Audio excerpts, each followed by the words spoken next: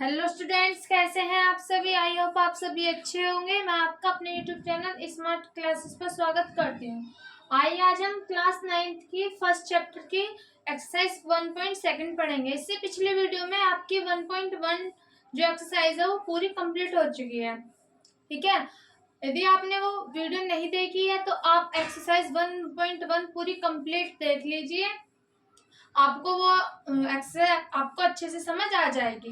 तो आइए आज हम एक्सरसाइज 1.2 स्टार्ट करते हैं। देखिए, इसमें फर्स्ट क्वेश्चन दिया है कि दिए गए कथन सत्य है या असत्य। हमें इसमें 3 कथन दिए गए हैं और हमें बताना है कि असत्य है या सत्य है, और इसके कारण से ही उत्तर दीजिए। इसका कारण भी बताना है कि यदि हमारा सत्य है तो क्यों है, क्या कारण है सत्य होने का इसका।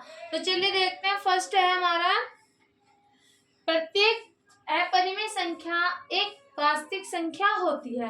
तो हमने सबसे फर्स्ट वीडियो में आपको संख्याओं की परिभाषाएं पढ़ाई थी। ठीक है, उस वाली वीडियो में मैंने सभी संख्याओं की परिभाषाएं लिखा रखी है, परिमेय, अपरिमेय, वास्तविक, ठीक है, अवास्तविक, सभी संख्याओं के प्रकार बता रखे हैं, प्राकृत संख्या कौन सी होती है। तो आप उस वीडियो को देख लीजिए, आपको संख्याओं की परिभाषा अच्छे से समझ आ जाएंगे। ठीक है, तो फिर देखिए इसका फर्स्ट क्वेश्चन है, प्रत्येक अपरिमेय संख्या एक वास्तविक संख्या होती है। देखो, जो हमारी अपरिमेय संख्या होती है वो रूट में होती है, मतलब जितनी भी रूट में संख्या होंगी वो हमारी अपरिमेय संख्या होगी। और परिमेय संख्या कौन सी होगी, जो जिनको हम p/q की फॉर्म में लिख सकते हैं। तो हमसे ये बोल रहा है कि प्रत्येक परिमेय संख्या वास्तविक संख्या होती है या नहीं। यदि होती है तो क्यों होती है, उसका कारण भी बताना है। तो देखो, इसका जो आंसर होगा वो सत्य होगा। हाँ, जो परिमेय संख्या है वो वास्तविक संख्या भी होती है। जो हमारी जो वास्तविक संख्या होती है उसमें ही सभी परिमेय संख्या आ जाती है। जितने भी हमारी वास्तविक संख्या है, परिमेय संख्या होती है रूट में।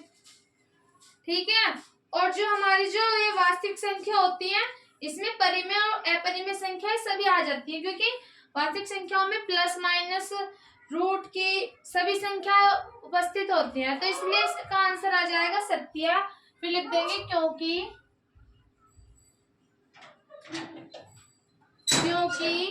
वास्तविक संख्याओं में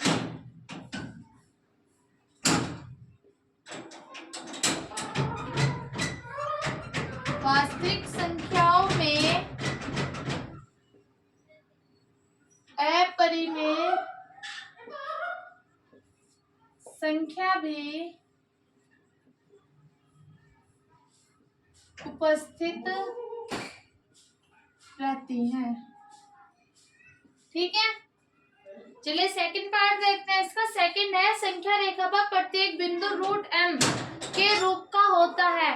मतलब कि जो प्रत्येक संख्या रेखा पर जो बिंदु होता है वो वर्गमूल के रूप का होता है। जैसे हमारी संख्या रेखा है, इसका हमें बताना है कि जो भी प्रत्येक बिंदु है 0, 1, 2, 3, माइनस के 1, माइनस के 2, माइनस के 3, इस पे बताना है कि प्रत्येक बिंदु रूट m के रूप का होता है नहीं। मतलब कि ये जो हमारा ये 1 है ये हमारा रूट के रूप का है, मतलब रूट m के रूप का है या नहीं है, ये बताना है हमें। जहां m क्या है, प्राकृतिक संख्या है। तो देखो, प्राकृतिक संख्या कौन सी होती है, प्राकृतिक संख्या वो होते हैं जिनको हम काउंट कर सकते हैं। तो देखो, इसको तो हम काउंट कर सकते हैं 1, 2, 3। क्या तुम माइनस में काउंट कर सकते हो, नहीं कर सकते माइनस में। तो हमें बताना है कि जो रूट है वो 1, 2 है, 3 है, ये रूट m के रूप का है या नहीं है। तो इसमें क्या लिख देंगे हम, असत्य लिख देंगे। क्यों है, क्योंकि अभी मैंने बताया कि जो संख्या रेखा पर जो बिंदु होते हैं वो माइनस और प्लस दोनों के होते हैं। ठीक है, तो इसका जो आंसर आ जाएगा वो आ जाएगा असत्य, क्योंकि संख्या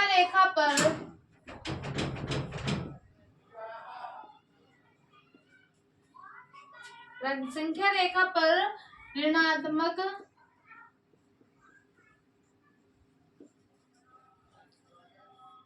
संख्याएं भी उपस्थित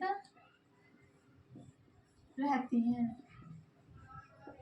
ठीक है, देखिए इसका एक एग्जांपल देख लीजिए, जैसे कि ये हो गया 0 1 और 2, ये 3, ये 4। तो जो 2 है वो किसका वर्गमूल होता है? √4 का। 9 होता है 3 का, और जो 16 होता है वो 4 का। क्या -1 हो सकता है किसी? नहीं हो सकता, तो इसलिए ये असत्य हो जाएगा। ठीक, अच्छे से आपको समझ आ गया होगा। थर्ड पार्ट है इसका, प्रत्येक वास्तविक संख्या एक अपरिमेय संख्या होती है।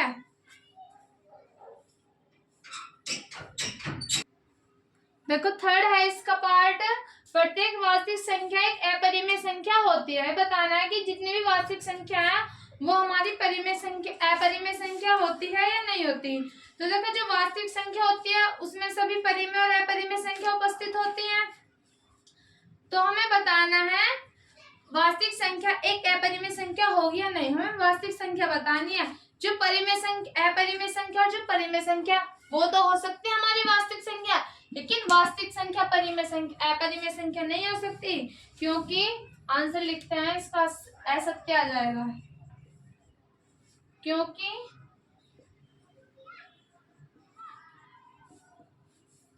वास्तविक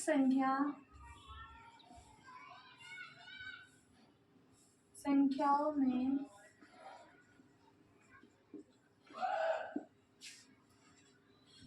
परिमेय संख्या भी होती हैं।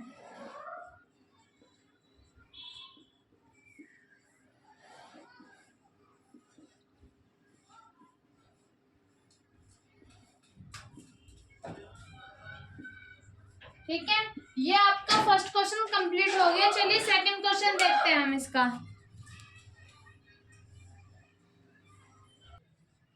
देखिए सेकंड क्वेश्चन है हमारा, क्या सभी धनात्मक पूर्णांकों के वर्गमूल अपरिमेय होते हैं? क्या बताना है जितने भी धनात्मक संख्याएं होंगी उनके वर्गमूल अपरिमेय होते हैं या नहीं होते हैं, ये बताना है। यदि नहीं होते तो एक ऐसी संख्या का वर्गमूल का उदाहरण दीजिए जो परिमेय संख्या है। यदि नहीं होते ना, यदि इसका आंसर नहीं आ रहा है तो एक ऐसी संख्या का उदाहरण देना है जो क्या हो, एक परिमेय संख्या हो। तो इसमें लिख देंगे नहीं, सभी धनात्मक पूर्णांकों के वर्गमूल अपरिमेय नहीं होते हैं। नहीं, क्योंकि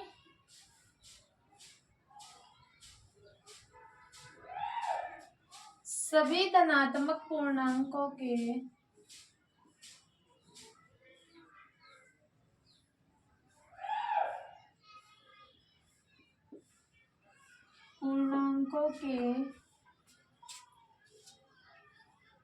वर्गमूल अपरिमेय नहीं होते हैं।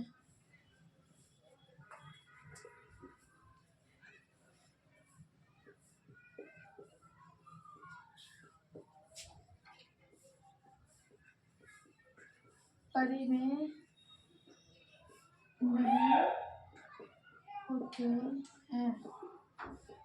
ठीक है, अब देखो हमें इसका आंसर बता, उसका एक उदाहरण भी देना। क्यों नहीं होते हैं? क्योंकि संख्या जो रेखा होती है इस पर प्लस माइनस के सभी नंबर होते हैं। ठीक है, और हमसे कहा है धनात्मक पूर्णांक जो है वो अपरिमेय होते हैं। अपरिमेय संख्या कौन सी होती है? जो हमारे रूट में होती है। तो ये बोला है कि क्या सभी धनात्मक पूर्णांक के वर्गमूल अपरिमेय होंगे। यदि हम किसी धनात्मक का वर्गमूल करेंगे तो वह अपरिमेय संख्या थोड़ी ना आएंगी। तो देखो मैं इसका वर्गमूल करती हूँ। जो 2 है वो किसका वर्गमूल है? √4 का है। तो ये देखना, ये परिमेय है अपरिमेय है, परिमेय संख्या है अपरिमेय, तो ये है। तो क्या आ जाएगा? नहीं, क्योंकि सभी धनात्मक पूर्णांकों के वर्गमूल अपरिमेय नहीं होते हैं। तो इसका एग्जाम्पल लिख लेंगे। एग्जाम्पल क्या आ जाएगा? जैसे कि √4 है, ये किसका है? 2। तो कैसी है ये? परिमेय संख्या।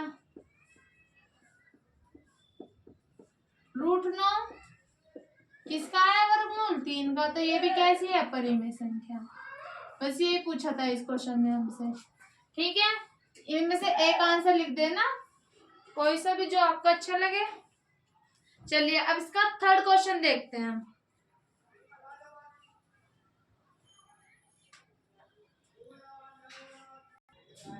देखिए थर्ड क्वेश्चन है हमारा, दिखाइए कि संख्या रेखा पर √5 को किस प्रकार निरूपित किया जा सकता है।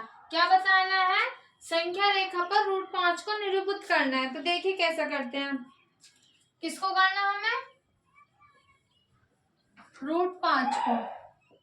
तो पहले ये देखिए √5 को हम कैसे कैसे लिख सकते हैं। तो 2 का स्क्वायर प्लस के 1 करके लिख देंगे तो ये आ जाएगा 2 का स्क्वायर 4 प्लस के 1 क्या आ जाएगा, √5 आ जाएगा। तो हम इसको ऐसे लिख सकते हैं। ठीक है, अब देखिए संख्या रेखा, देखिए अब ये है हमारी संख्या रेखा, इस पे 0 1 2 3, इधर -1 -2 -3। ठीक है, तो हमें देखो इधर से तो लेंगे हम 2 अंक तक, 2 पॉइंट तक, और इधर से ऊपर को चलेंगे हम 1 पॉइंट तक। तो देखो यहाँ से यहाँ तक तो ले लिया हमने 2 मात्रक या 2 इकाई। ठीक, फिर हम इस पर जो बिंदु 2 है इसको हम B मान रहे हैं, इसको हम A मान रहे हैं। अब हम इस पर एक लंब घेरेंगे। ठीक है, यहाँ से बिल्कुल सीधा हम लंब घेर देंगे, बिल्कुल सीधा घेरना, ये गिर गया सीधा।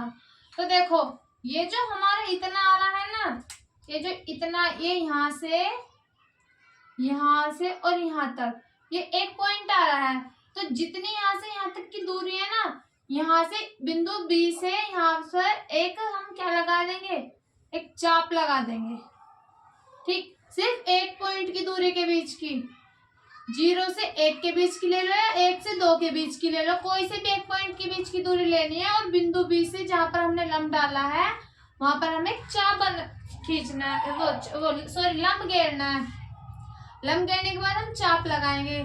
ठीक है, चाप वहां लगता है जहां समकोण बनता हो। ठीक है, फिर जहां से चाप काटेगा, जहां पर काटेगा तो वहां पर यहाँ पर हम इसको इस वाली रेखा से इसको यहाँ पर हम मिला देंगे। ठीक है, आ गया इतना समझ।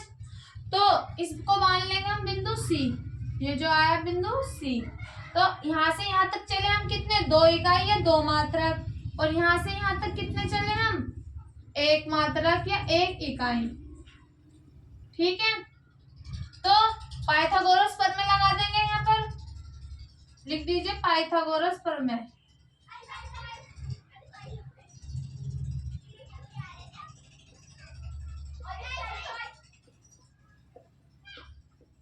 क्या होता है, कर्ण का स्क्वायर बराबर लंब का स्क्वायर, आधार लिख लो, लंब लिख लो, कुछ भी लिख लो, पहले आधार का स्क्वायर प्लस लंब का स्क्वायर।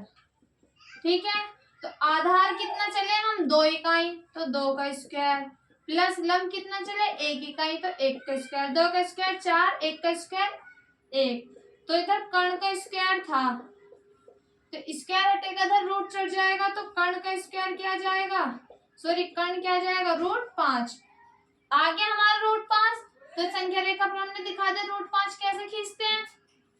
ठीक है, तो संख्या रेखा पर √5, इधर से तो 2 अंक चलेंगे और इधर से 1 इकाई, फिर यहाँ से हम चाप लगाएंगे। लंब डालने के बाद 1 इकाई के बीच की दूरी लेनी है और वहां से वहां तक चाप लगाना है। फिर इस बिंदु A को C से मिला देंगे। ठीक है, अब देखो इसमें हमें क्या लिखना है, नोट कीजिए इसको, फिर इसके आगे थोड़ा सा और काम है उसको भी और करते हैं। इसे इतना करने के बाद इसके नीचे लिखना है, अतः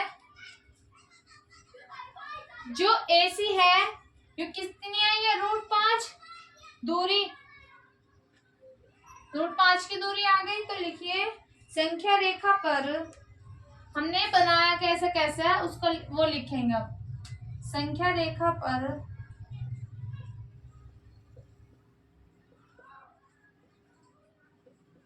शून्य को बिंदु A,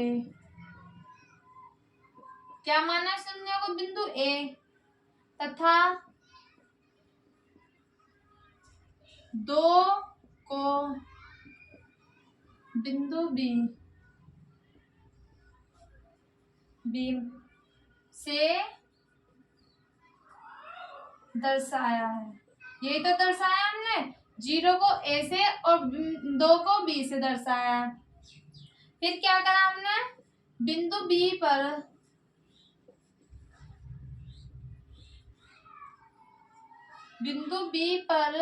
BC एक मात्रक लंब खींचा।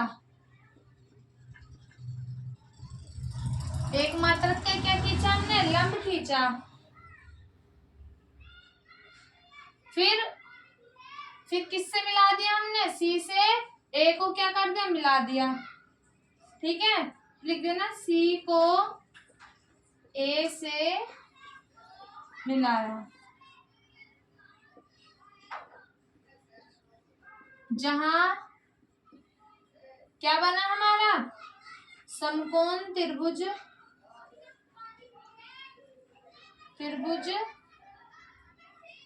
ABC।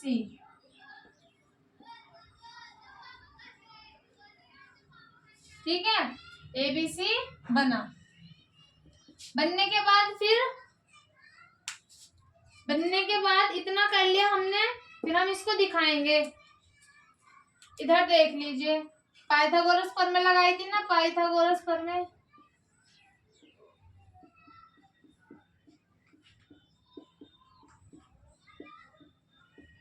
क्या लगाया था, कर्ण का स्क्वायर। कर्ण कितना इसमें, AC का स्क्वायर बराबर आधार कितना, AB का स्क्वायर प्लस BC का स्क्वायर लंब। तो AC ज्ञात करना है हमें, AB कितना, 2 का स्क्वायर प्लस 1 का स्क्वायर। तो AC स्क्वायर बराबर क्या हो जाएगा, 2 दूनी 4 और 1 5, 4 और 1 5। AC कितना आ जाएगा, बराबर 5। ठीक, तो सॉरी √5, इधर से स्क्वायर जाएगा, इधर रूट आ जाएगा, √5। यह आ गया हमारा। हमने संख्या रेखा पर दिखा दिया कि √5 कैसे दर्शाया जाएगा। ठीक है, अब इसके आगे थोड़ा सा और लिखना है।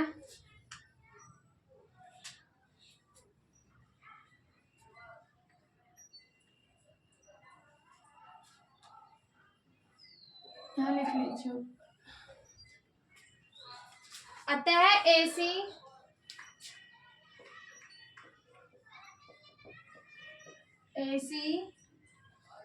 बराबर कितना आ गया, √5 दूरी A से लेकर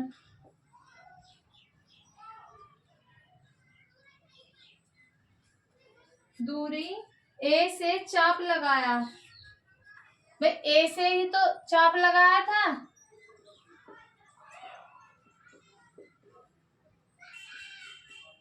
लगाया, जो संख्या रेखा को कहाँ पर मिला रहा है, देखो यहाँ से चाप लगाया था ना जो हमने, तो यहाँ मिला रहा है, यहाँ पे बिंदु P आ जाएगा ये। ठीक है, जो संख्या रेखा को बिंदु P पर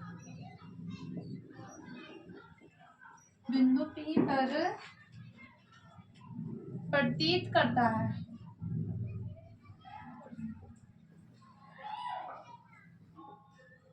बिंदु P पर कर रहा है। देखो यहाँ से एक चाप लगाया था, वो यहाँ तक कटेगा, तो कहाँ पर, बिंदु P मान लिया इसको, बिंदु P पर प्रतीत करता है। अतः यही बिंदु P √5 को दर्शाता है। ठीक है, आई होप आपको ये क्वेश्चन अच्छे से समझ आ गया होगा। इसको अच्छे से नोट कर लीजिए और इस क्वेश्चन की अच्छे से प्रैक्टिस कर लीजिए। देखो इसी के सेम जैसा है आपका एक एग्जाम्पल भी है, एग्जाम्पल है आपका, एग्जाम्पल 3 है आपका आपकी बुक में एग्जाम्पल 3 है, तो उसको भी सेम इसी तरीके से करेंगे।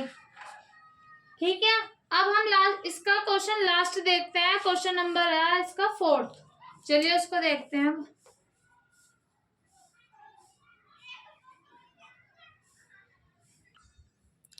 देखिए क्वेश्चन 4 है हमारा, कक्षा के लिए क्रियाकलाप वर्गमूल सर्पिल की रचना कीजिए। देखो क्वेश्चन बुक में पढ़ना, आप अपनी कागज की एक बड़ी शीट लेनी है। क्या लेनी है? हमें बड़ी शीट लेनी है और उसके नीचे दी गई विधि से वर्गमूल सर्पिल की रचना कीजिए। ठीक है, क्या उसकी विधि से वर्गमूल सर्पिल की हमें रचना करनी है। सबसे पहले बिंदु ओ लेना है। देखो इसमें मैंने दिखाया था, सबसे पहले बिंदु हमें ओ लेना है। ओ लीजिए और एकांक लंबाई का रेखाखंड ओपी खींचिए। क्या खींचना है? हमें एकांक लंबाई का रेखाखंड ओपी खींचना है। फिर एकांक लंबाई वाले OP1 पर लंब रेखाखंड P1 P2 डालना है।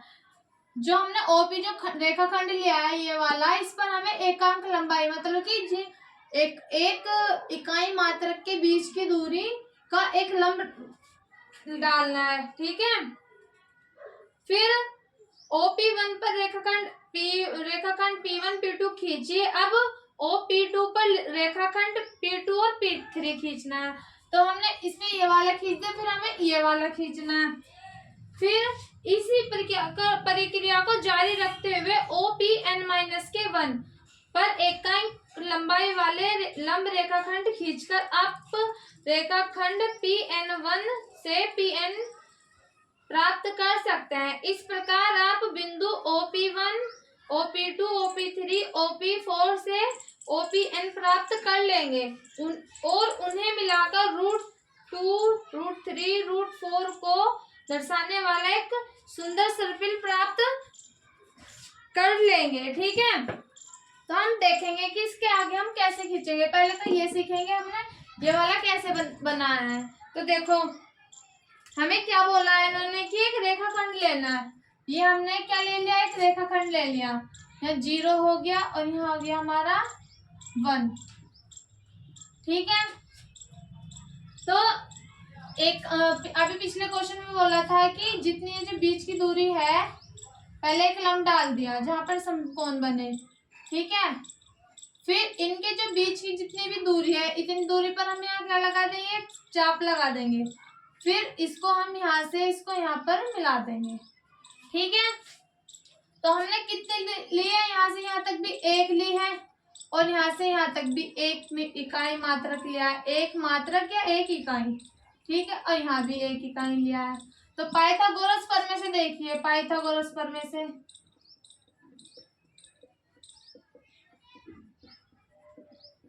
क्या होता है? कर्ण का स्क्वायर बराबर लंब का स्क्वायर प्लस आधार का स्क्वायर। लंब कितना? 1 का स्क्वायर प्लस आधार कितना? 1 का स्क्वायर। तो कर्ण का स्क्वायर क्या आ जाएगा? 1 का स्क्वायर 1, 1 का स्क्वायर 1, तो आ गया 2। तो कर्ण क्या आ जाएगा? √2। तो हमसे ये बोला है क्वेश्चन में कि उन्हें ये जो ये बनेगा रेखाखंड को मिलाकर P1 OP1 निकालना, OP2 OP3 ज्ञात कर लेना। फिर उससे हमें √2, √3, √4 को इस सुंदर सर्पिल पर दर्शाना है। तो ये तो हमारा क्या आ गया? हमारा √2 आ गया। अब इसके आगे देखो कैसे करेंगे। इसके आगे हम यहाँ से क्या डाल लेंगे? अब यहाँ से लंब डाल लेंगे। डाल दिया, एकांक बीच की लंबाई ले लेंगे, तो यहाँ पे चाप लगा देंगे और फिर यहाँ से क्या? इसको यहाँ से मिला देंगे। तो अब की बार समकोण त्रिभुज यहाँ पर बन गया। तो देखो आधार कितना हो गया इसका? यहाँ से यहाँ तक 1। ये आधार तो इसका √2 और यहाँ से कितने लिए हमने? 1 इकाई मात्रक। तो ये तो OP है, ये तो है OP1। यहाँ क्या बन जाएगा? OP2। ये आधार 2 हो गया इस बार और इस बार 1 हो गया। तो आधार तो √2 हो गया और लंब कितना है हमारा? 1। तो कितना आ जाएगा? √2 का स्क्वायर, √2 का स्क्वायर 2, और तो यहाँ पे क्या आ जाएगा? 3। कितना आ जाएगा? 3। तो ये कितना आ गया अब हमारा? 3। ठीक है, अब हम √4 के लिए निकाल लेंगे। तो इससे इस बार हम ऐसे सीधा लंब डाल देंगे। तो यहाँ से एकांक लंबाई लेनी है और क्या करना? चाप लगाकर ये इसको यहाँ से मिला देंगे। तो यहाँ बन जाएगा T3।